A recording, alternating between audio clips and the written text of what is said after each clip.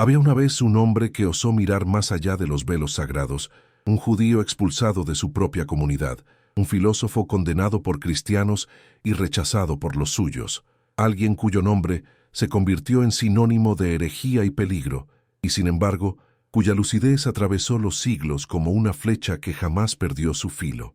Baruch Spinoza nació en Ámsterdam en el año 1632, en el seno de una comunidad judía portuguesa que había huido de la Inquisición, y creció entre textos sagrados, rituales ancestrales y la promesa de que la fe era el único camino hacia la verdad.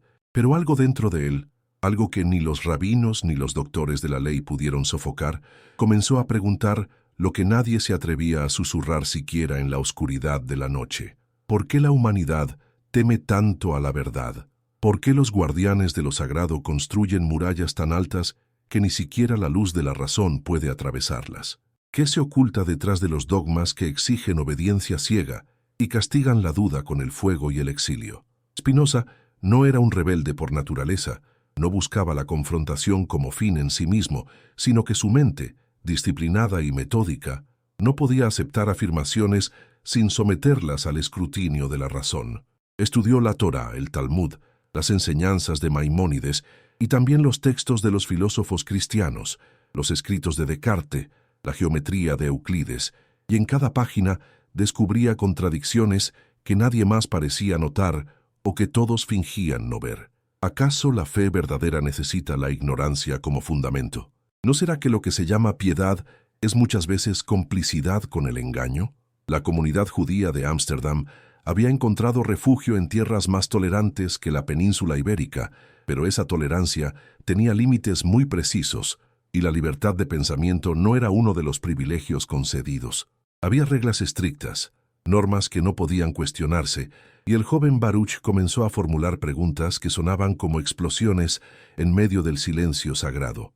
¿Quién escribió realmente la Torá? ¿Fue Moisés el autor de los 5 libros que llevan su nombre, o fueron textos compilados por múltiples manos a lo largo de siglos, textos que reflejan las luchas políticas, las tensiones sociales y los intereses de sacerdotes que buscaban consolidar su poder? Spinoza observó las repeticiones, las contradicciones internas, los cambios de estilo, los anacronismos que cualquier lector atento podía detectar si se atrevía a mirar sin el filtro de la reverencia obligatoria.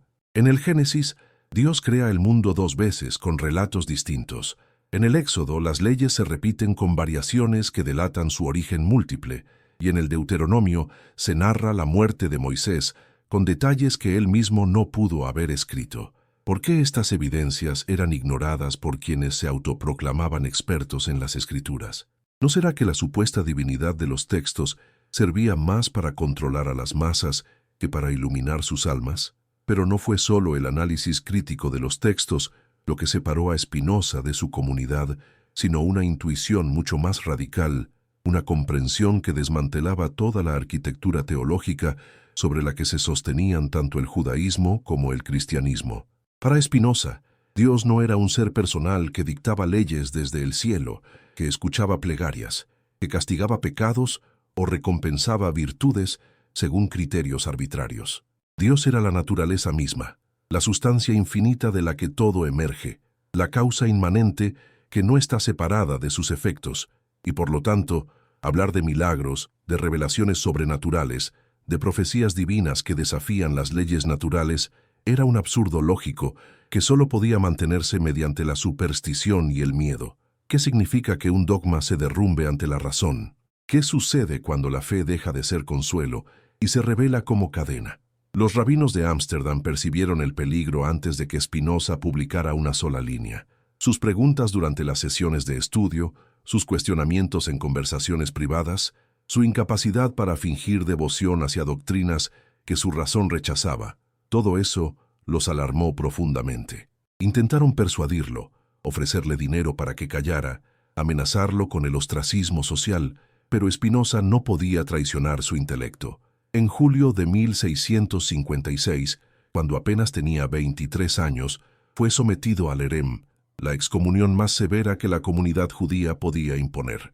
El decreto era brutal en su claridad. Con el juicio de los ángeles y el veredicto de los santos, Excomulgamos, expulsamos, execramos y maldecimos a Baruch Spinoza.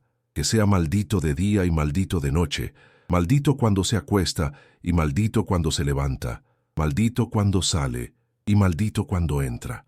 Que el Señor nunca lo perdone, que la ira y el celo del Señor ardan contra este hombre. ¿Por qué tal ferocidad? ¿Por qué tanto miedo a un solo hombre, que solo pedía pensar libremente? Expulsado de su comunidad, rechazado por su familia, Spinoza se convirtió en un paria, en un hombre sin lugar en el mundo ordenado de las instituciones religiosas. Cambió su nombre de Baruch a Benedictus, la versión latina que significa lo mismo pero que marcaba una distancia con su pasado judío, y comenzó a ganarse la vida puliendo lentes, una ocupación humilde que le permitía mantener su independencia intelectual. Mientras sus manos trabajaban el cristal con precisión geométrica, su mente desarrollaba un sistema filosófico que sacudiría los cimientos del pensamiento occidental. En su modesta habitación en Regensburg, rodeado de libros, instrumentos ópticos y manuscritos, Spinoza escribía lo que los poderosos temían: la verdad sin adornos, la razón sin concesiones, el análisis sin miedo. Su obra más polémica, el Tratado Teológico Político, fue publicada anónimamente en 1670, aunque todos sabían quién era el autor. En ese texto, Spinoza hace lo que ningún pensador había osado antes. Desacraliza las escrituras, las somete al mismo análisis crítico que se aplicaría a cualquier documento histórico, y demuestra que los profetas no eran receptáculos pasivos de la palabra divina, sino hombres con imaginaciones vívidas, con agendas políticas, con limitaciones culturales propias de su época. Moisés, Isaías, Jeremías, Ezequiel, todos ellos fueron figuras históricas que expresaron sus visiones personales usando el lenguaje del mito, la metáfora y el simbolismo, pero sus palabras fueron luego canonizadas, absolutizadas, convertidas en instrumentos de control por sacerdotes y reyes que necesitaban justificar su autoridad. ¿No será que la verdadera fe comienza cuando las certezas se quiebran? ¿No será que adorar la letra mata el espíritu? Spinoza argumenta que los profetas del Antiguo Testamento no recibieron conocimiento intelectual de Dios, sino solo imágenes morales, visiones adaptadas a su capacidad de comprensión limitada. Cuando Isaías ve a Dios sentado en un trono rodeado de serafines, no está describiendo una realidad metafísica, sino proyectando su imaginación influenciada por las cortes reales de su tiempo. Cuando Ezequiel describe carros de fuego y querubines con múltiples rostros, está utilizando símbolos de poder y terror propios de la iconografía mesopotámica. Los profetas no eran filósofos, no tenían acceso a verdades eternas sobre la naturaleza de Dios, sino que eran moralistas, predicadores que exhortaban a su pueblo a la justicia social, a la compasión, al cuidado de los vulnerables. Su genio radicaba en su capacidad retórica, en su poder de persuasión, en su habilidad para conmover los corazones, pero eso no los hacía infalibles, no convertía sus palabras en revelación divina incuestionable. ¿Y qué hay de los milagros? ¿Qué hay de esos eventos sobrenaturales que la Biblia narra y que la Iglesia defiende como pruebas irrefutables de la intervención divina en la historia? Spinoza desmantela la noción misma de milagro con una lógica implacable. Si Dios es idéntico a la naturaleza, si Dios actúa siempre según leyes necesarias e inmutables, entonces es imposible que suspenda esas leyes para realizar prodigios. Lo que llamamos milagros son eventos naturales mal comprendidos, exageraciones literarias, alegorías morales que fueron tomadas literalmente por mentes supersticiosas. El sol no se detuvo en el cielo para que Josué pudiera terminar una batalla. El mar no se dividió literalmente para que los israelitas cruzaran en seco. Jonás no vivió 3 días en el vientre de un pez. Estos relatos son metáforas, símbolos de verdades espirituales que perdieron su poder cuando fueron convertidos en hechos históricos que desafían la razón. ¿Por qué la Iglesia teme más a las dudas que a las herejías? ¿Por qué prefiere creyentes ignorantes a pensadores críticos?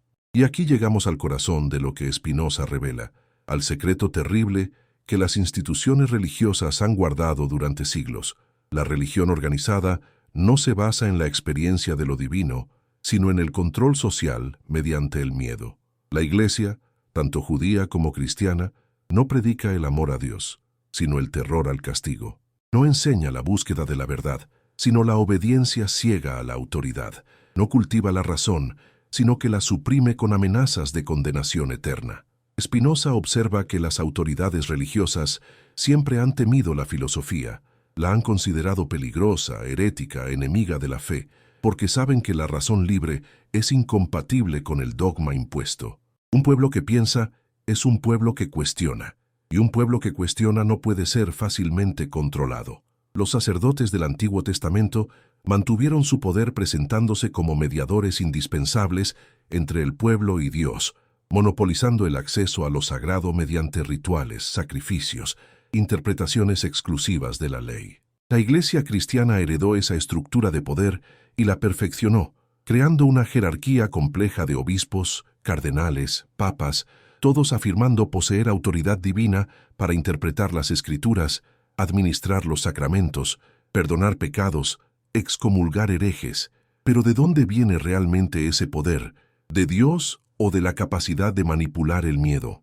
Spinoza muestra que toda la arquitectura teológica del cristianismo se sostiene sobre premisas que no resisten el análisis racional. La noción de pecado original, que condena a toda la humanidad por el error de Adán, es moralmente absurda. La idea de que un Dios justo exija el sacrificio de su propio Hijo para perdonar a sus criaturas es lógicamente contradictoria. La promesa de vida eterna en el paraíso o el infierno es una herramienta psicológica para controlar el comportamiento mediante la esperanza y el terror. Pero tal vez lo más radical del pensamiento espinociano es su reinterpretación de quién fue realmente Jesús de Nazaret. Para Spinoza, Jesús no fue Dios encarnado, no realizó milagros sobrenaturales, no resucitó físicamente de entre los muertos. Fue un maestro de sabiduría, un profeta moral que predicó el amor, la compasión, la justicia social y cuyo mensaje fue distorsionado, mitologizado, dogmatizado por sus seguidores. Pablo de Tarso, que nunca conoció a Jesús en vida, construyó toda una teología compleja basada en sus propias visiones místicas, inventó doctrinas como la salvación por la fe, la divinidad de Cristo, la resurrección como evento literal, y esas doctrinas se convirtieron en el fundamento del cristianismo institucional. Pero el Jesús histórico probablemente habría rechazado esas elaboraciones teológicas. Su mensaje era simple: ama a Dios con todo tu corazón y ama a tu prójimo como a ti mismo. No fundó una iglesia, no estableció sacramentos, no prometió dogmas infalibles. Fue la institución eclesiástica la que necesitó todas esas estructuras para justificar su existencia y su poder. Piensen en esto durante un momento. Detengamos el flujo del tiempo y la narración y permítanme invitarlos a algo más que observar pasivamente. ¿Desde qué país están mirando este relato en este instante? ¿Desde qué ciudad, bajo qué luz del día o de la noche están encontrando estas palabras?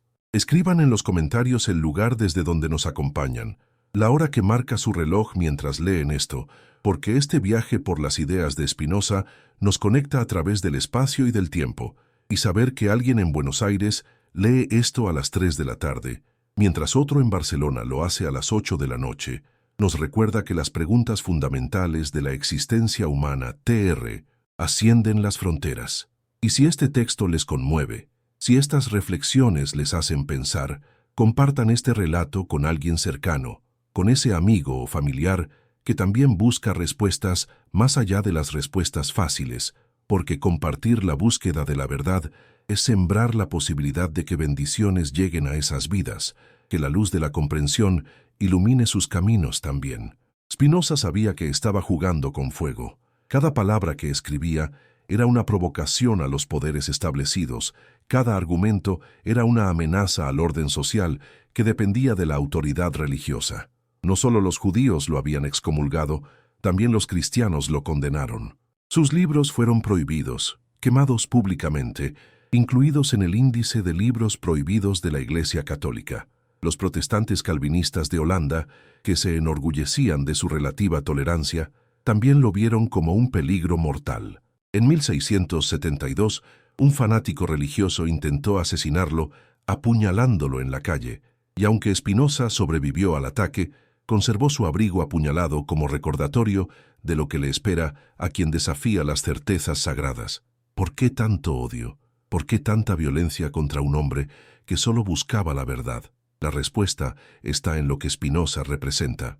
La amenaza de la razón libre contra el control institucional, el peligro del pensamiento independiente contra la obediencia impuesta, la posibilidad de que los individuos puedan relacionarse con lo divino sin necesidad de intermediarios. Si Spinoza tiene razón, si las escrituras son textos humanos falibles, si los milagros son mitos, si los profetas eran moralistas imaginativos y no receptores de verdades absolutas, entonces toda la estructura de poder de las iglesias se derrumba. Los sacerdotes pierden su autoridad, los dogmas pierden su sacralidad, los rituales pierden su necesidad, y los individuos quedan libres para buscar su propia comprensión de lo divino mediante la razón y la experiencia directa. Esa libertad aterroriza a quienes han construido imperios sobre la ignorancia y el miedo, pero Spinoza no se detiene en la crítica de la religión organizada. Su proyecto es más ambicioso: demostrar que existe otro camino hacia la comprensión de Dios, un camino que no requiere fe ciega ni obediencia dogmática, sino desarrollo del intelecto.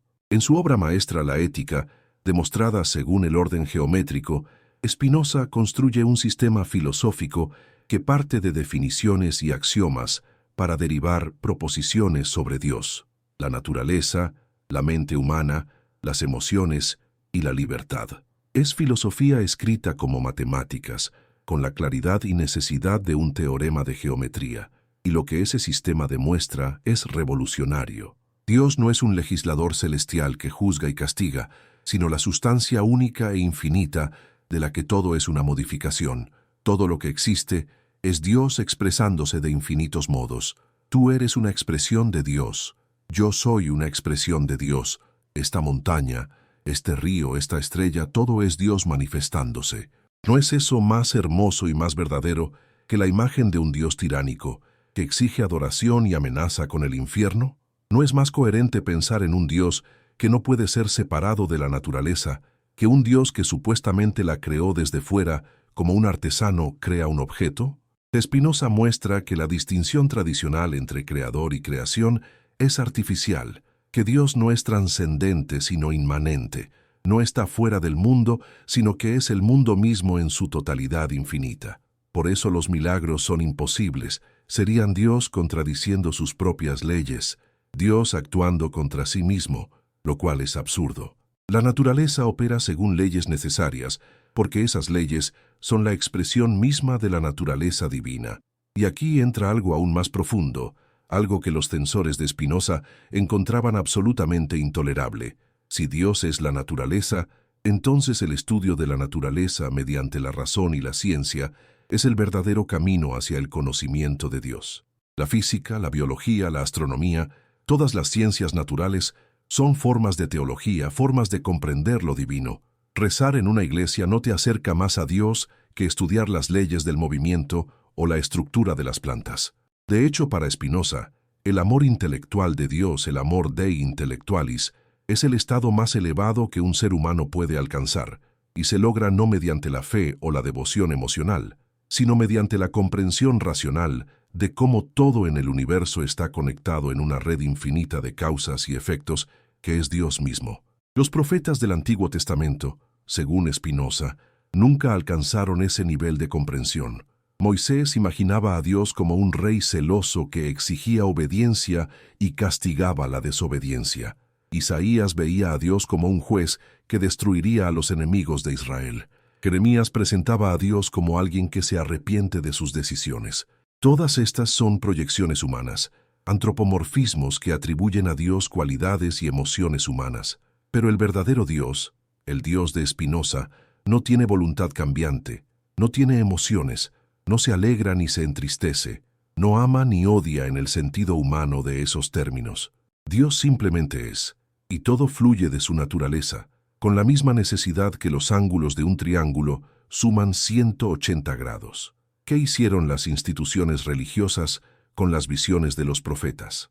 Las canonizaron, las absolutizaron, las convirtieron en leyes inmutables que nadie podía cuestionar. Tomaron las intuiciones morales de hombres como Amós, quien clamaba por la justicia social y denunciaba la hipocresía de los rituales vacíos, y las enterraron bajo capas de interpretaciones teológicas que servían para justificar el poder sacerdotal. Tomaron las parábolas de Jesús sobre el amor y el perdón y construyeron sobre ellas una estructura dogmática de pecado, redención, infierno y salvación que el propio Jesús probablemente no habría reconocido. ¿Por qué? Porque la simplicidad del mensaje ético no sostiene instituciones complejas. Ama a tu prójimo no requiere sacerdotes, sacramentos, liturgias elaboradas. Pero si añades doctrinas sobre la naturaleza divina de Cristo, sobre la transubstanciación de la Eucaristía, sobre la infalibilidad papal, sobre la necesidad de la confesión ante un sacerdote para el perdón de los pecados, entonces has creado toda una maquinaria que necesita expertos, que necesita autoridad, que necesita control. Spinoza desenmascaró esa maquinaria. Mostró que la mayoría de lo que las iglesias enseñan como verdades reveladas son en realidad construcciones humanas diseñadas para mantener el poder institucional. La Trinidad, la virginidad de María, la resurrección física de Cristo, el infierno eterno, todos estos dogmas fueron desarrollados gradualmente durante los primeros siglos del cristianismo a través de concilios donde obispos rivales luchaban por imponer sus interpretaciones. No hay nada en las enseñanzas directas de Jesús sobre la Trinidad. Esa doctrina fue formulada en los concilios de Nicea y Constantinopla siglos después de su muerte. No hay nada en el judaísmo original sobre el infierno eterno como lugar de tormento después de la muerte. Esa idea fue importada del zoroastrismo persa y desarrollada durante el período helenístico. Segunda parte. Entonces, ¿qué vieron realmente los profetas que la Iglesia ha estado silenciando durante siglos? Vieron lo que Spinoza reveló con la claridad brutal de la razón, que la religión, cuando es verdadera, no necesita dogmas, que la espiritualidad auténtica no requiere intermediarios, que Dios no es un tirano celestial, sino la realidad misma en su totalidad infinita. Los profetas hebreos, en sus mejores momentos, no predicaban obediencia ciega a leyes rituales, sino justicia social, compasión por los pobres, honestidad en las relaciones humanas. Amós denunciaba a los ricos que explotaban a los trabajadores mientras ofrecían sacrificios en el templo. Miqueas declaraba que Dios no quiere holocaustos de animales, sino que actuemos con justicia, amemos la misericordia y caminemos humildemente. Isaías criticaba la hipocresía de quienes ayunaban y rezaban mientras oprimían a sus empleados. Este es el núcleo ético de la profecía, y no requiere creencia en milagros ni aceptación de metafísicas complejas. Jesús de Nazaret, cuando se le preguntó cuál era el mandamiento más importante, respondió citando el Deuteronomio y el Levítico: «Amarás al Señor tu Dios con todo tu corazón, y amarás a tu prójimo como a ti mismo». En estos dos mandamientos, dijo, se resume toda la ley y los profetas. No mencionó la necesidad de creer que Él era Dios. No exigió aceptación de doctrinas trinitarias. No prometió infierno a quienes no lo siguieran. Su énfasis estaba en la transformación ética de la persona, en el cultivo del amor y la compasión. Pero la Iglesia, especialmente después de que el cristianismo se convirtió en religión oficial del Imperio Romano bajo Constantino, añadió capa tras capa de doctrina hasta que el simple mensaje de Jesús quedó enterrado bajo el peso de la teología sistemática. ¿Por qué la Iglesia silenció esta verdad? ¿Por qué prefirió enfatizar dogmas complejos sobre la naturaleza divina de Cristo en lugar del mensaje ético simple que Él predicó?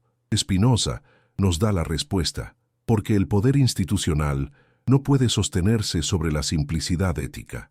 Si el cristianismo es simplemente amar a Dios y al prójimo, entonces cualquier persona puede ser cristiana sin necesidad de la Iglesia. No necesitas que un sacerdote te diga cómo amar. No necesitas sacramentos para ser bueno. No necesitas autoridad eclesiástica para comprender que debes tratar a los demás con compasión. Pero si el cristianismo requiere creer en la Trinidad, aceptar la autoridad papal, participar en la Eucaristía administrada por sacerdotes ordenados, confesar tus pecados ante un intermediario humano, entonces la Iglesia se vuelve indispensable. Has creado dependencia, has creado un monopolio sobre la salvación, y no fue solo la Iglesia católica la que operó así. Los protestantes, Cuando se separaron de Roma en el siglo XVI, afirmaron que estaban retornando al cristianismo puro de las Escrituras, pero en realidad simplemente reemplazaron la autoridad papal con la autoridad de la Biblia interpretada por pastores y teólogos. Lutero, Calvino. Los reformadores querían que cada persona pudiera leer la Biblia en su propio idioma, lo cual fue un avance democratizador, pero seguían insistiendo en que la interpretación correcta requería educación teológica, que había herejías que debían ser combatidas, que la disciplina eclesiástica era necesaria. Los calvinistas de Holanda, que se consideraban más tolerantes que los católicos, de todas formas persiguieron a Spinoza porque su filosofía amenazaba la base misma de su autoridad religiosa. Spinoza argumenta que el verdadero propósito de las Escrituras no es enseñar filosofía o ciencia, sino promover la obediencia a la ley moral. La Biblia no es un tratado de metafísica, no fue diseñada para responder preguntas sobre la naturaleza de Dios o la estructura del universo. Su función es práctica, guiar el comportamiento humano hacia la justicia y la paz. Por lo tanto, insistir en que las Escrituras deben ser creídas literalmente en todos sus detalles históricos y cosmológicos es malinterpretar su propósito. Cuando el Génesis dice que Dios creó el mundo en 6 días, no está haciendo una afirmación científica sobre geología o biología, está expresando una verdad simbólica sobre el orden y la bondad de la creación. Cuando el Éxodo narra que Dios endureció el corazón del faraón para poder demostrar su poder mediante plagas, no está revelando algo sobre la psicología divina, está contando una historia que justifica la liberación de los esclavos hebreos. Pero la Iglesia, tanto judía como cristiana, ha insistido durante siglos en la lectura literal de las Escrituras, cuando esa literalidad servía a sus intereses institucionales, y en la lectura alegórica, cuando lo literal era inconveniente. ¿Por qué? Porque esa flexibilidad interpretativa da poder a los intérpretes oficiales. Si el texto bíblico dice claramente que no debes comer cerdo o que debes descansar el sábado, entonces los rabinos pueden controlar tu dieta y tu agenda. Si el texto dice que debes confesar tus pecados, entonces los sacerdotes pueden controlar tu conciencia. Pero si el texto dice que el sol se detuvo en el cielo y la ciencia demuestra que eso es imposible, entonces puedes decir que es una metáfora y no pasa nada. Esta doble vara interpretativa permite que la autoridad religiosa siempre tenga la última palabra. Spinoza propone un principio radicalmente diferente. Interpreta las Escrituras como interpretarías cualquier otro texto antiguo. Estudia el contexto histórico, el idioma original, las convenciones literarias de la época, las influencias culturales, y trata de entender qué querían comunicar los autores humanos que escribieron esos textos. No asumas que son infalibles. No proyectes tus propias creencias teológicas en ellos. No los uses como arma para imponer tu autoridad sobre otros. Léelos como lo que son. Documentos históricos que reflejan las luchas, esperanzas, miedos y comprensiones limitadas de pueblos antiguos que intentaban dar sentido a su existencia. ¿Y qué descubres cuando aplicas ese método? Descubres que la Biblia es un libro profundamente humano, lleno de contradicciones, de evolución en las ideas religiosas, de préstamos de otras culturas.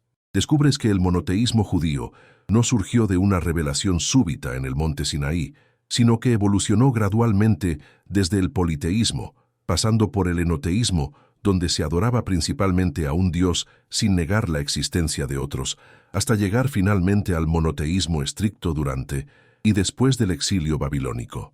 Descubres que muchas historias del Antiguo Testamento tienen paralelos en la literatura mesopotámica y egipcia, que el relato del diluvio está tomado de la epopeya de Gilgamesh, que las leyes del Pentateuco tienen similitudes sorprendentes con el Código de Hammurabi. Descubres que los evangelios del Nuevo Testamento no son biografías objetivas de Jesús, sino proclamaciones de fe, escritas décadas después de su muerte por comunidades que ya habían desarrollado interpretaciones teológicas complejas. ¿Es esto demoledor para la fe religiosa? Solo si tu fe depende de la ignorancia. Si necesitas creer que Moisés escribió palabra por palabra el Pentateuco bajo dictado divino, entonces la evidencia histórica y lingüística destruirá tu fe. Si necesitas creer que cada milagro narrado en los evangelios ocurrió exactamente como se describe, entonces el análisis crítico te quitará el fundamento. Pero si comprendes que la fe verdadera no depende de la literalidad histórica, sino de la transformación personal y el compromiso ético, entonces el estudio crítico de las Escrituras no amenaza tu espiritualidad, la profundiza. Puedes apreciar las intuiciones morales de los profetas sin tener que creer que Jonás vivió en un pez. Puedes seguir las enseñanzas de Jesús sobre el amor sin tener que aceptar que nació de una virgen. Spinoza insiste en que la libertad de filosofar es esencial para el bienestar de cualquier sociedad. Un Estado que permite a sus ciudadanos pensar libremente, expresar sus opiniones, cuestionar las autoridades establecidas, es un Estado más justo y más estable que uno que impone la ortodoxia mediante la fuerza. Las autoridades religiosas siempre han argumentado lo contrario, que la libertad de pensamiento lleva al caos, que la herejía destruye la cohesión social, que la fe compartida es necesaria para la unidad política. Pero Spinoza demuestra que es precisamente la imposición dogmática la que genera conflicto. Las guerras de religión que devastaron Europa durante los siglos XVI y XVII no fueron causadas por exceso de libertad intelectual, sino por el intento de cada facción religiosa de imponer su ortodoxia particular sobre todos los demás. Católicos matando protestantes, protestantes matando católicos, todos afirmando poseer la verdad absoluta y estar dispuestos a derramar sangre para defenderla. ¿No será que la verdadera amenaza para la paz social no es la diversidad de opiniones, sino la pretensión de que existe una sola verdad religiosa válida que todos deben aceptar? ¿No será que la tolerancia genuina, basada en el reconocimiento de que los seres humanos tienen diferentes formas de comprender lo divino, es más estable que la falsa unidad impuesta mediante la persecución de disidentes? Spinoza vivió en los Países Bajos, una república relativamente tolerante comparada con el absolutismo monárquico de Francia o España, y observó que esa tolerancia no había destruido la cohesión social holandesa. Al contrario, había permitido que los Países Bajos se convirtieran en un centro de comercio, arte y conocimiento, donde refugiados de toda Europa encontraban asilo y libertad para pensar. Pero incluso en Holanda, la libertad tenía límites. Las autoridades calvinistas vigilaban celosamente contra la herejía, y cuando el Tratado Teológico Político de Spinoza se publicó, hubo intentos de prohibirlo y arrestar a su autor. Spinoza argumentaba que el Estado debía ser neutral en cuestiones religiosas, que debía permitir que cada persona creyera lo que quisiera mientras obedeciera las leyes civiles y no intentara imponer sus creencias a otros. Esta separación entre Iglesia y Estado era una idea radical en el siglo XVII, cuando la mayoría de los países europeos tenían religiones oficiales y perseguían a quienes se desviaban de la ortodoxia establecida.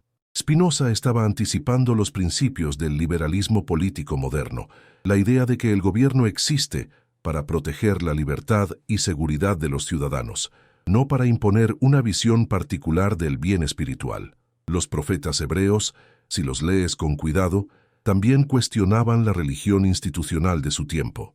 Amós no era sacerdote, era pastor de ovejas, y denunciaba la corrupción del templo de Jerusalén. Jeremías predijo la destrucción del templo y fue acusado de traición por los sacerdotes. Jesús expulsó a los mercaderes del templo y criticó a los fariseos por su hipocresía. Todos ellos representaban una espiritualidad profética que desafiaba la religión de los rituales vacíos y el poder institucional. Pero cuando sus enseñanzas fueron canonizadas, cuando se convirtieron en textos sagrados controlados por nuevas instituciones, el espíritu profético fue domesticado, neutralizado, convertido en lo contrario de lo que era originalmente. Spinoza recupera ese espíritu profético mediante la razón filosófica. Él es el profeta que usa argumentos lógicos en lugar de visiones místicas, que demuestra mediante geometría lo que los antiguos profetas intuían mediante metáforas. Que Dios no habita en templos construidos por manos humanas, que la verdadera adoración no consiste en sacrificios y rituales, sino en el conocimiento y el amor, que la libertad humana se alcanza no mediante la obediencia ciega a mandamientos externos, sino mediante la comprensión de la necesidad interna, que gobierna todo lo que existe. ¿Por qué la Iglesia silenció esta perspectiva durante siglos?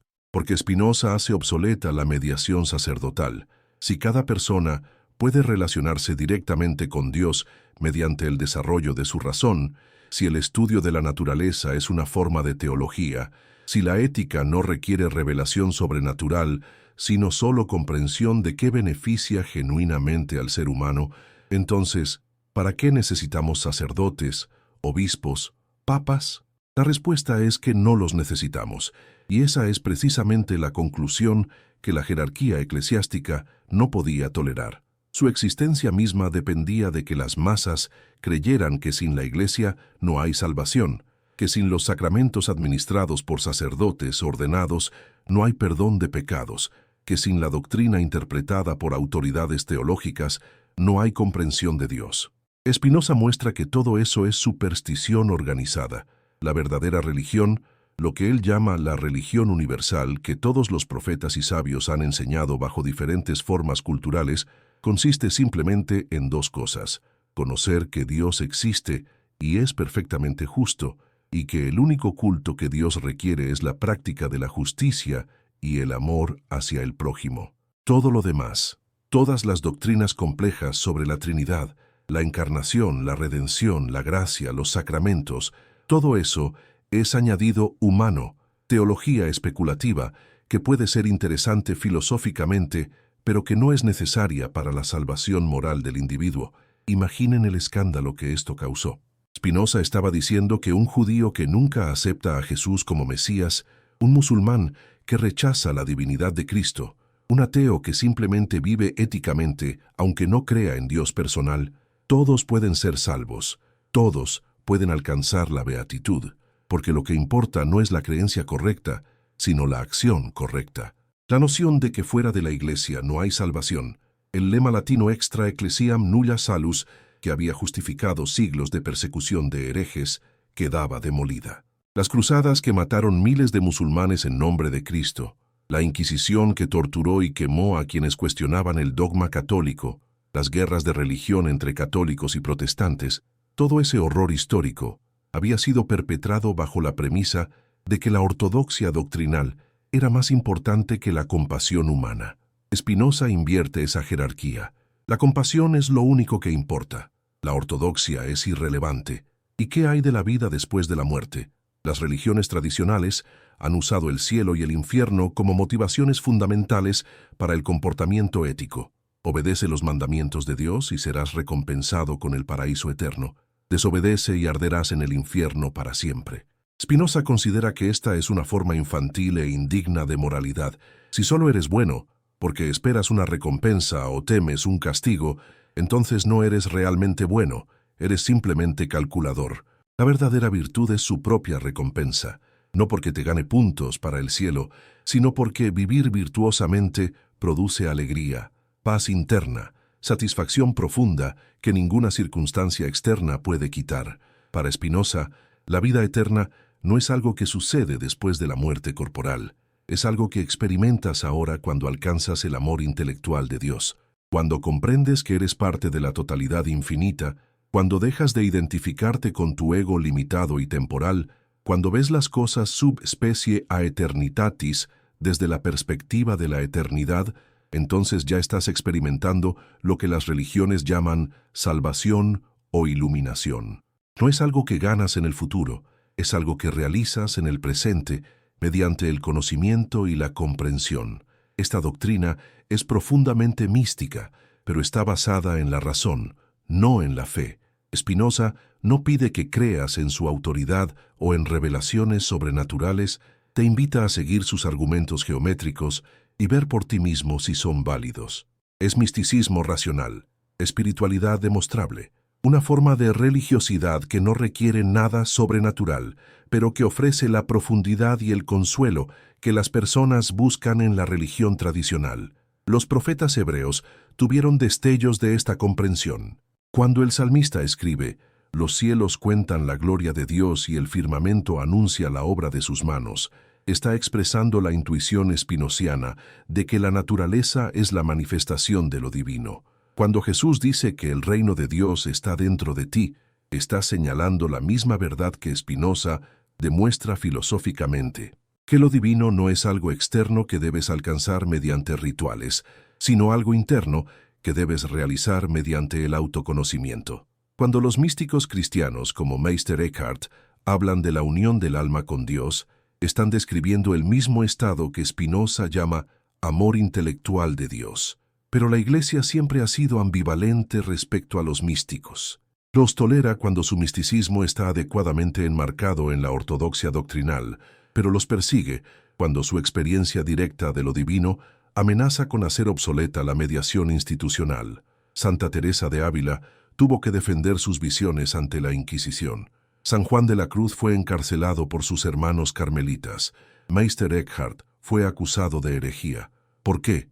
Porque la experiencia mística directa de Dios pone en cuestión la necesidad de la jerarquía eclesiástica. Si puedes conocer a Dios directamente, ¿para qué necesitas que un sacerdote interceda por ti? Spinoza seculariza el misticismo, lo convierte en filosofía accesible para cualquiera que esté dispuesto a pensar rigurosamente.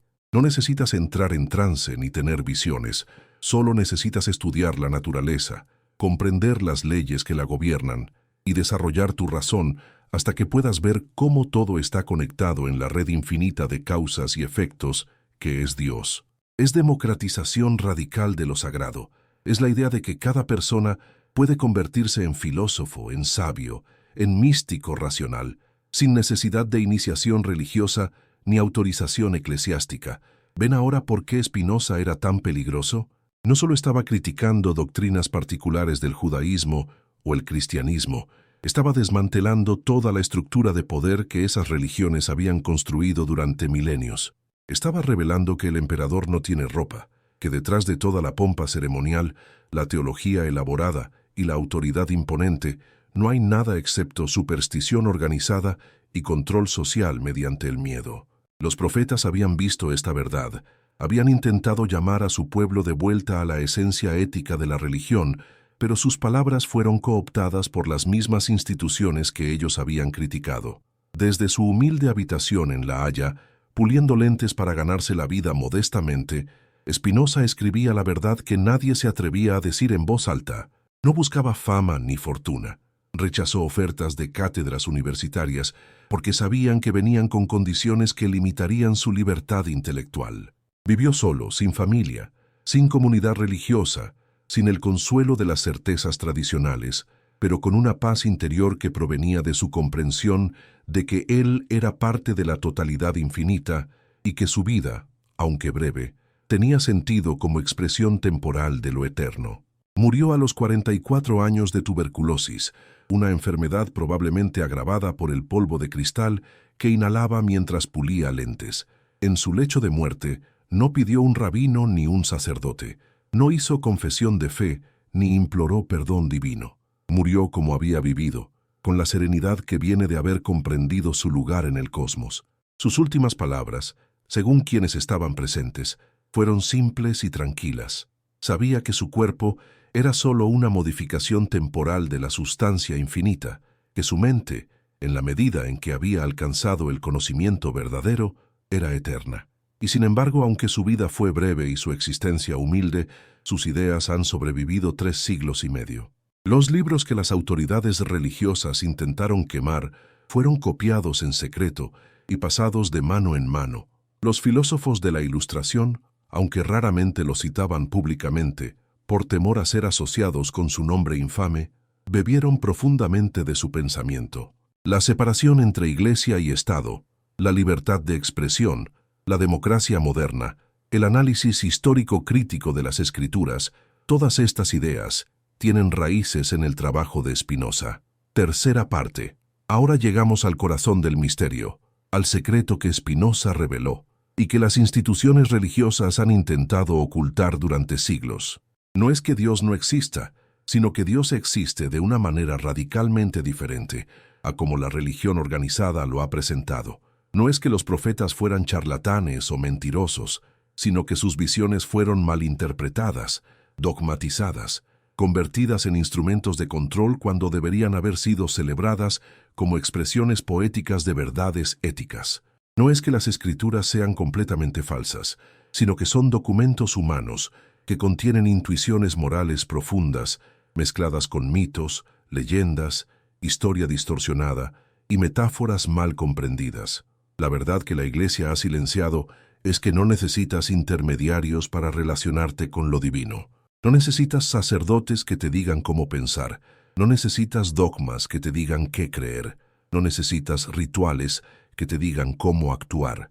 Lo que necesitas es desarrollar tu razón, estudiar la naturaleza, comprender las leyes que gobiernan la realidad y vivir de acuerdo con ese conocimiento. La salvación no es algo que un poder externo te concede o te niega, es algo que realizas mediante tu propio esfuerzo intelectual y moral. Spinoza no destruyó la religión, la purificó, separó el oro de la escoria, la verdad eterna del ropaje cultural temporal. La verdad eterna es que existe una realidad infinita, de la cual todos somos parte, que esa realidad opera según leyes necesarias que podemos comprender y que la felicidad humana consiste en alinear nuestra vida con esas leyes mediante el conocimiento y la virtud.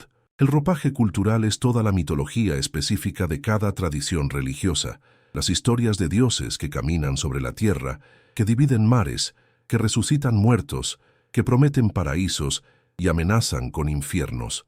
¿Por qué la Iglesia prefiere el ropaje a la verdad? Porque el ropaje es lo que da poder a la institución. Las historias específicas, las doctrinas particulares, los rituales distintivos, todo eso crea identidad grupal, diferenciación entre creyentes y no creyentes, justificación para la existencia de una jerarquía especializada que interpreta las verdades complejas para las masas ignorantes. Si reduces la religión a su núcleo ético universal, ya no puedes afirmar que tu religión es la única verdadera. Ya no puedes condenar a otros como herejes. Ya no puedes justificar guerras santas o inquisiciones o excomuniones. Los profetas hebreos, en su mejor momento, intentaron hacer precisamente esto: reducir la religión a la justicia y la compasión, eliminar la obsesión con rituales y sacrificios, enfocarse en la transformación moral del individuo y de la sociedad. Pero una y otra vez fueron ignorados, perseguidos, martirizados por los mismos sacerdotes, cuyo poder dependía del mantenimiento del aparato ceremonial. Jeremías fue arrojado a un pozo por predecir la destrucción del templo. Amós fue expulsado del reino del norte por denunciar la corrupción de la élite religiosa. Jesús fue crucificado por desafiar la autoridad del Sanedrín y los saduceos, y después de que los profetas murieron, sus palabras fueron canonizadas y reinterpretadas de manera que ya no amenazaran el poder institucional. Cuando Amós dice: «Odio, aborrezco vuestras solemnidades, y no me complacen vuestras asambleas, aunque me ofrezcáis holocaustos y ofrendas», los sacerdotes que compilaron el texto siglos después lo leyeron como crítica a rituales realizados de manera hipócrita, no como rechazo del sistema de sacrificios en sí. Cuando Jesús dice: «No todo el que me dice Señor, Señor entrará en el reino de los cielos, sino el que hace la voluntad de mi Padre», la Iglesia lo interpreta como exigencia de ortodoxia doctrinal, no como priorización de la ética sobre la creencia. Spinoza lee los textos proféticos sin las distorsiones de la tradición eclesiástica. Ve claramente que los profetas estaban más interesados en la justicia social que en la pureza ritual, más preocupados por el trato a los pobres y viudas que por la correcta observancia del sábado. Esta lectura es peligrosa porque sugiere que toda la estructura de leyes ceremoniales, toda la elaborada maquinaria de lo sacro que da empleo a miles de clérigos, es secundaria, quizá innecesaria, posiblemente un obstáculo para la verdadera espiritualidad. ¿No será que la verdadera fe comienza cuando las certezas se quiebran? ¿No será que la madurez espiritual requiere que soltemos las muletas de las respuestas fáciles y aprendamos a caminar en la ambigüedad? Los fundamentalistas de todas las religiones comparten la misma característica: miedo a la duda, necesidad de certeza absoluta, incapacidad de tolerar preguntas sin respuesta. Pero los verdaderos buscadores de la verdad saben que las preguntas profundas raramente tienen respuestas simples, que los misterios de la existencia no se resuelven con doctrinas memorizadas, sino que se contemplan, se meditan, se viven. Spinoza vivió con las preguntas abiertas. No afirmó tener todas las respuestas, pero demostró que muchas de las respuestas tradicionales eran claramente falsas. No podía probar que Dios no se comunicó verbalmente con Moisés, pero mostró que todas las supuestas evidencias de esa comunicación son cuestionables y que la hipótesis naturalista es más parsimoniosa. No podía demostrar definitivamente que Jesús no resucitó físicamente, pero argumentó que tal evento violaría las leyes de la naturaleza que son expresión de Dios mismo, haciendo la resurrección literal incoherente con la metafísica correcta. Sus argumentos no convencieron a las autoridades religiosas de su tiempo porque esas autoridades no estaban interesadas en la verdad, estaban interesadas en preservar su poder. Spinoza fue condenado en vida y sus libros prohibidos mucho después de su muerte. Pero las ideas, una vez liberadas, no pueden ser destruidas. Se esparcen de mente en mente como semillas en el viento, germinan en contextos inesperados, florecen en generaciones futuras. Los filósofos de la Ilustración francesa del siglo XVIII fueron espinosistas, aunque no siempre lo admitieran públicamente. Voltaire usaba muchos de los argumentos de Spinoza contra la superstición religiosa. Diderot era un espinosista explícito. Los románticos alemanes vieron en Spinoza un precursor de su panteísmo. Goethe dijo que después de Shakespeare, Spinoza fue la influencia más importante en su vida. En el siglo XIX, los estudios bíblicos críticos que se desarrollaron en las universidades alemanas aplicaban exactamente el método que Spinoza había propuesto: analizar las escrituras como documentos históricos sin presuponer su inspiración divina. Y en nuestro tiempo, aunque muchos no conocen su nombre, todos vivimos en un mundo que Spinoza ayudó a crear. La separación entre Iglesia y Estado, la libertad religiosa, el derecho a cambiar de religión o no tener ninguna, la idea de que el gobierno no debe imponer ortodoxias doctrinales, todas estas son ideas espinosistas que ahora damos por sentadas en las democracias liberales. Cuando un científico estudia la naturaleza, sin preocuparse de si sus descubrimientos contradicen las escrituras, está siendo espinosista. Cuando alguien vive éticamente sin necesidad de creer en castigos sobrenaturales, está siendo espinosista. Cuando valoramos la libertad de expresión incluso para ideas que consideramos falsas o ofensivas, estamos siguiendo el principio espinociano de que la verdad emerge del debate libre y no de la imposición autoritaria. Pero el proyecto de Spinoza está incompleto. Todavía hay millones de personas que viven bajo regímenes teocráticos donde cuestionar el dogma religioso es crimen castigado con la muerte. Todavía hay democracias donde políticos usan el lenguaje religioso para justificar políticas discriminatorias. Todavía hay comunidades donde quienes expresan dudas sobre las enseñanzas tradicionales son excomulgados, rechazados por sus familias, privados de sus medios de vida. El fundamentalismo religioso, lejos de ser reliquia del pasado, se ha fortalecido en muchas partes del mundo durante las últimas décadas. ¿Por qué? Porque la modernidad, con toda su liberación intelectual, también ha traído inseguridad, alienación, pérdida de significado. Cuando las certezas tradicionales se derrumban y no hay nada que las reemplace excepto el consumismo y la búsqueda hedonista del placer, la gente siente un vacío existencial que el fundamentalismo promete llenar. El fundamentalismo ofrece certeza en un mundo de ambigüedad, comunidad en un mundo de atomización, significado trascendente en un mundo de relativo. Tercera parte ampliada. Ahora llegamos al corazón del misterio, al secreto que Spinoza reveló y que las instituciones religiosas han intentado ocultar durante siglos. No es que Dios no exista, sino que Dios existe de una manera radicalmente diferente a como la religión organizada lo ha presentado.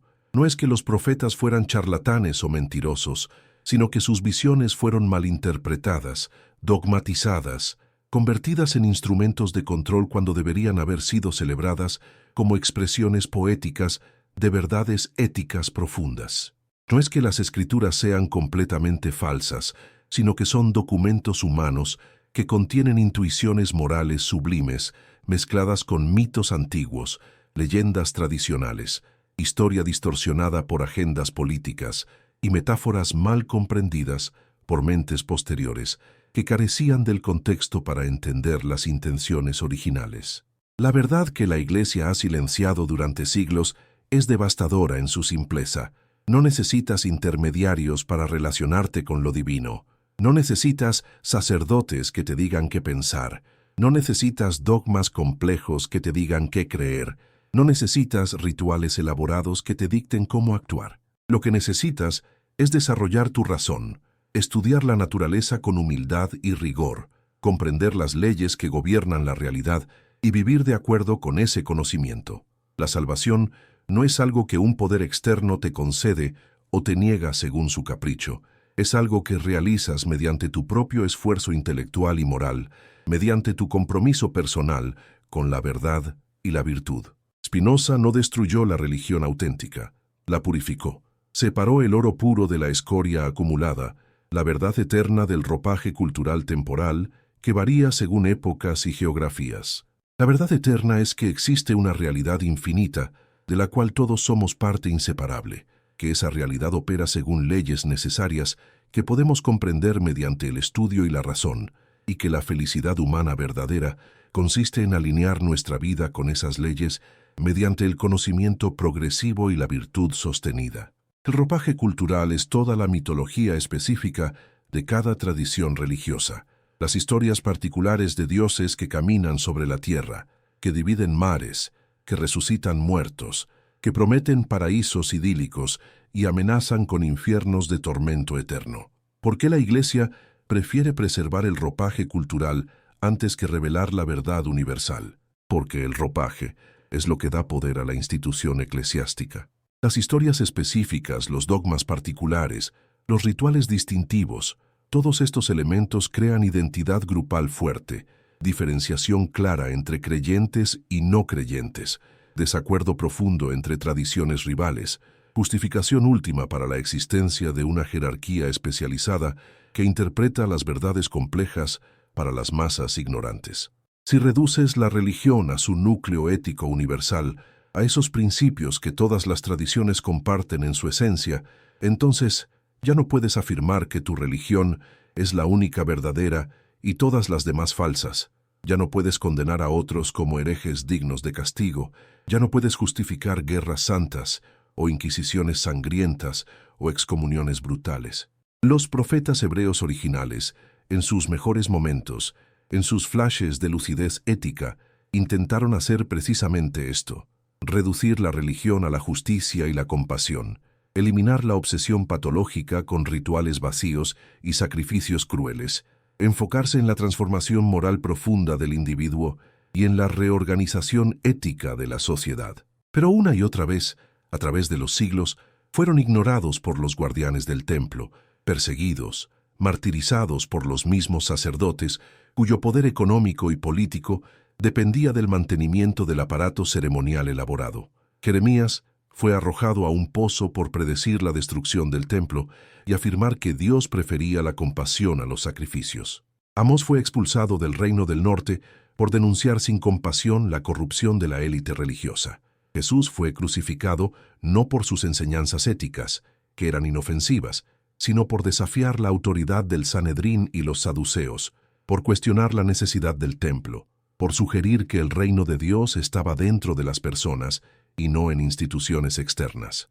Y después de que los profetas murieron, después de que sus voces fueron silenciadas, sus palabras fueron canonizadas y reinterpretadas de manera que ya no amenazaran el poder institucional. Cuando Amós dice con furia profética: «Odio, aborrezco vuestras solemnidades y no me complacen vuestras asambleas», los sacerdotes que compilaron y editaron el texto siglos después lo leyeron como crítica a rituales realizados de manera hipócrita, como si el problema fuera la mala intención en los sacrificios, no la existencia del sistema de sacrificios en sí mismo.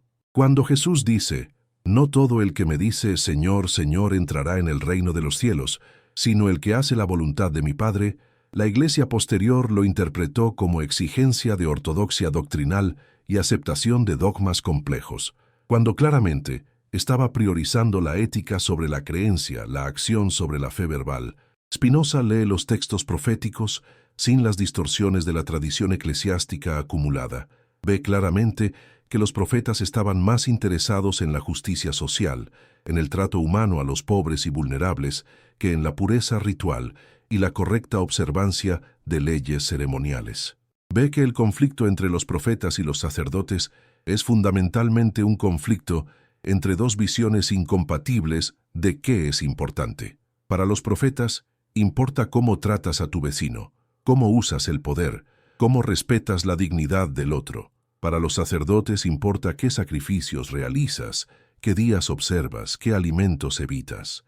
Esta lectura es peligrosa porque sugiere que toda la estructura de leyes ceremoniales, toda la elaborada maquinaria de lo sacro que da empleo a miles de clérigos a través de los siglos, es secundaria, quizá innecesaria, posiblemente un obstáculo activo para la verdadera espiritualidad. ¿No será que la verdadera fe comienza cuando las certezas se quiebran? ¿No será que la madurez espiritual requiere que soltemos las muletas psicológicas de las respuestas fáciles y aprendamos a caminar con dignidad en la ambigüedad existencial? Los fundamentalistas de todas las religiones comparten la misma característica psicológica reveladora: un miedo profundo a la duda, una necesidad casi obsesiva de certeza absoluta, una incapacidad profunda de tolerar preguntas sin respuesta definitiva. Pero los verdaderos buscadores de la verdad saben intuitivamente que las preguntas profundas raramente tienen respuestas simples y elegantes, que los misterios de la existencia no se resuelven con doctrinas memorizadas y repetidas como mantras, sino que se contemplan, se meditan, se viven en la experiencia misma.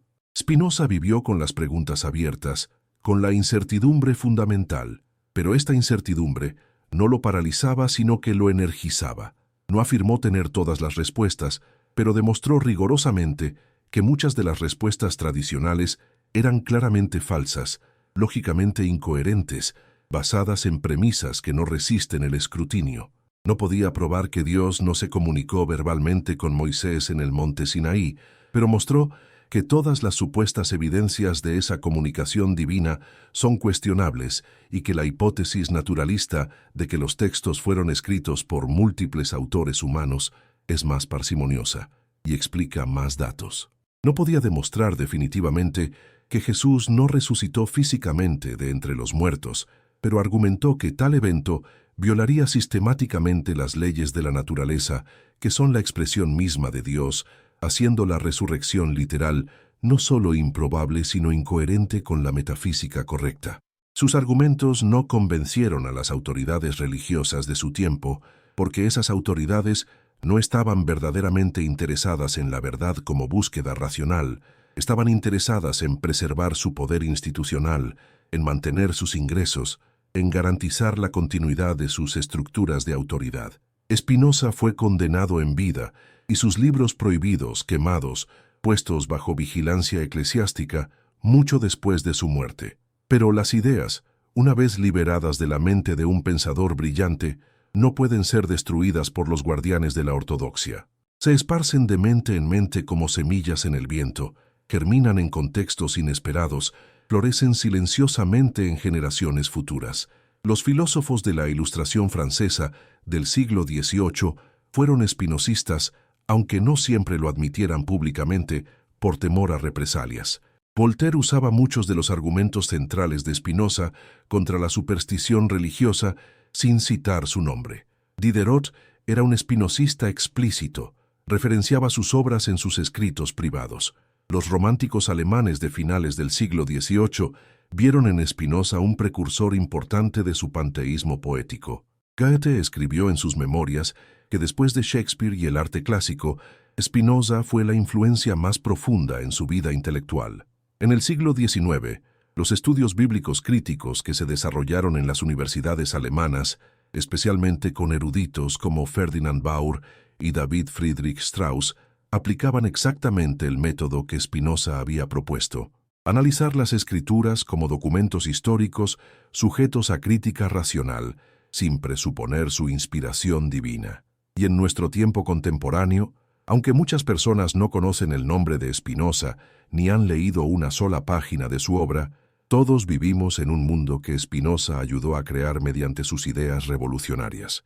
La separación fundamental entre Iglesia y Estado, la libertad religiosa como derecho humano inalienable, el derecho de cada persona a cambiar de religión o no tener ninguna, La idea revolucionaria de que el gobierno no debe imponer ortodoxias doctrinales sobre sus ciudadanos, todas estas son ideas espinosistas que ahora damos por sentadas en las democracias liberales modernas. Cuando un científico estudia la naturaleza, sin preocuparse neuróticamente de si sus descubrimientos contradicen las interpretaciones literales de las escrituras, está siendo espinosista en su metodología. Cuando alguien vive éticamente, con compasión y justicia, sin necesidad de creer en castigos y recompensas sobrenaturales, está viviendo según principios espinosistas. Cuando valoramos la libertad de expresión incluso para ideas que consideramos falsas u ofensivas, estamos siguiendo el principio espinosiano fundamental de que la verdad emerge del debate libre y no puede ser impuesta mediante la autoridad. Pero el proyecto de Spinoza, el proyecto de llevar la ilustración racional a todas las dimensiones de la vida humana, está profundamente incompleto. Todavía hay millones de personas que viven bajo regímenes teocráticos totalitarios, donde cuestionar el dogma religioso establecido es crimen gravemente castigado con la muerte. Todavía hay democracias formales, donde políticos demagogos usan el lenguaje religioso para justificar políticas discriminatorias contra minorías. Todavía hay comunidades cerradas donde quienes expresan dudas sobre las enseñanzas tradicionales son excomulgados, rechazados completamente por sus familias, privados de sus medios de vida y sustento. El fundamentalismo religioso, lejos de ser una reliquia arqueológica del pasado premoderno, se ha fortalecido dramáticamente en muchas partes del mundo durante las últimas décadas del siglo XX y el comienzo del XXI.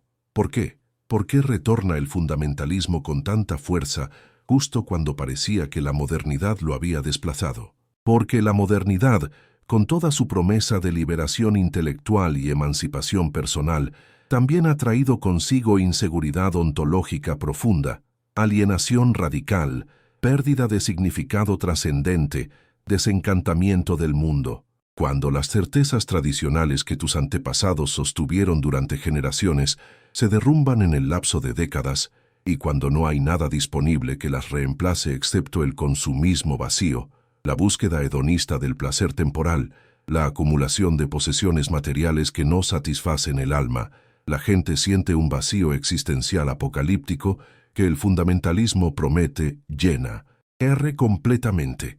El fundamentalismo religioso ofrece lo que la modernidad no puede ofrecer: certeza absoluta en un mundo de ambigüedad radical, comunidad orgánica en un mundo de atomización social, significado trascendente que trasciende la temporalidad en un mundo de relativismo consumista desenfrenado. Es una oferta psicológicamente poderosa, especialmente para quienes se sienten profundamente perdidos, desconectados, sin raíces. Pero es una oferta basada fundamentalmente en la mentira, en la negación sistemática de la realidad, en la sumisión voluntaria de la razón a la autoridad eclesiástica. Spinoza nos enseña que existe otro camino, un camino que requiere mayor valentía, pero ofrece recompensas auténticas.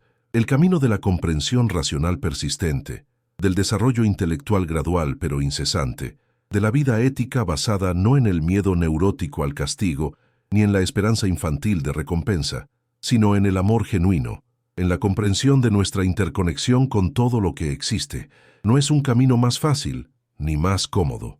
Es infinitamente más fácil memorizar dogmas que pensar críticamente sobre sus fundamentos. Es más fácil obedecer a autoridades establecidas que asumir la responsabilidad total de tu propio pensamiento y tus propias decisiones morales. Es más fácil conformarte con respuestas provisionales que explorar preguntas profundas que pueden desconcertar toda tu visión del mundo. Pero el camino spinoziano es el único camino que te lleva a la verdadera libertad espiritual y a la verdadera paz interior que no depende de circunstancias externas. Los profetas antiguos vieron esta verdad, la intuyeron poéticamente, aunque no la expresaron en términos filosóficos precisos.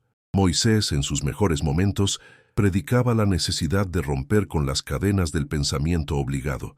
Isaías exhortaba a su pueblo a romper los ídolos falsos que su propia mano había creado. Jeremías denunciaba la ilusión de que el templo físico podría salvar a Jerusalén si la ciudad no practicaba la justicia. Jesús enseñaba que la verdadera religión estaba dentro, que el reino de Dios no venía con señales visibles, sino que estaba ya presente en la transformación interior de quienes lo acogían. Todos ellos, cada uno desde su contexto particular, predicaban la necesidad de liberación intelectual y moral, de ruptura con sistemas que pretendían controlar la relación del individuo con lo divino. Pero la Iglesia institucional silenció esa voz profética revolucionaria, transformó a los revolucionarios espirituales en santos domesticados, cuyas palabras fueron reinterpretadas para apoyar exactamente lo opuesto de lo que habían predicado. Convirtió sus palabras originales de liberación en doctrinas de control social. Spinoza, en el siglo XVII, recupera esa voz profética que la Iglesia había suprimido.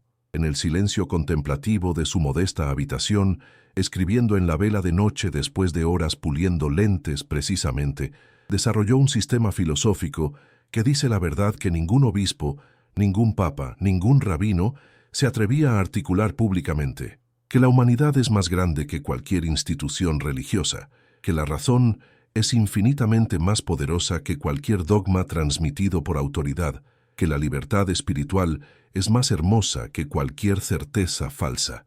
¿Y qué sucede cuando esa verdad sale a la luz?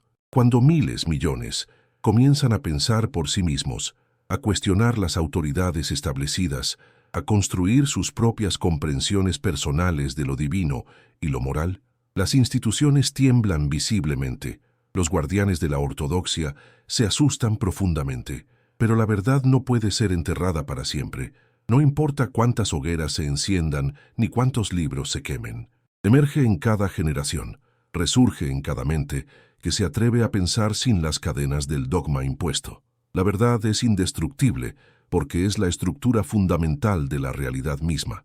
Estamos viviendo ese momento crucial ahora. En este preciso instante, mientras lees estas palabras en la pantalla, otros están cuestionando, otros están leyendo a Spinoza, otros están descubriendo que pueden ser profundamente espirituales sin ser religiosos institucionales, que pueden ser éticos sin ser dogmáticos, que pueden amar con intensidad sin tener que aceptar supersticiones medievales como precio de entrada. La verdad de Spinoza es la verdad de los profetas finalmente revelada, desencadenada de sus cadenas dogmáticas, liberada para que hable en la lengua clara de la razón. Y esa verdad nunca morirá.